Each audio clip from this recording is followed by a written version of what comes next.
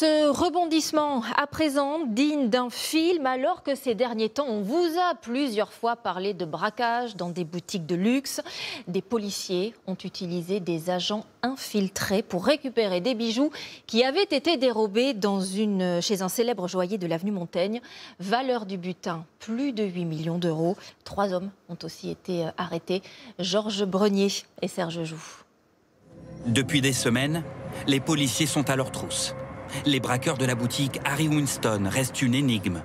Le commando s'est volatilisé, tout comme son précieux butin, 8 millions d'euros de bijoux, qui était jusqu'à présent introuvable. La semaine dernière, la brigade de répression du banditisme finit pourtant par obtenir un tuyau. Un voyou chercherait à écouler de très beaux bijoux. La police judiciaire élabore alors un scénario bien ficelé. 2 agents vont discrètement se faire passer pour des acheteurs potentiels. Objectif, d'après ce journaliste fin connaisseur du grand banditisme, infiltrer le réseau des voyous sans se faire démasquer. C'est un service très discret du ministère de l'Intérieur qui emploie des agents dont l'identité est strictement confidentielle et on va dire secrète et qui nécessite des talents de comédiens, de jouer des rôles de trafiquants par exemple ou de voyous de tout poil. Et ça reste une mission extrêmement dangereuse puisque s'ils sont démasqués, ils risquent leur vie. Le rendez-vous est fixé dans un immeuble cossu du 16e arrondissement de la capitale.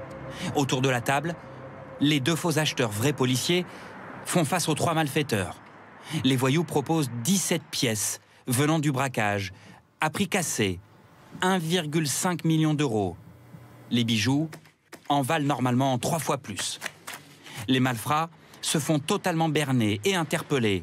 Ils repartent sans un centime, mais avec des menottes aux poignets. Le commando des braqueurs, qui reste activement recherché, est lui sans doute très agacé de savoir son précieux butin désormais entre les mains de ces policiers au vrai talent de comédien.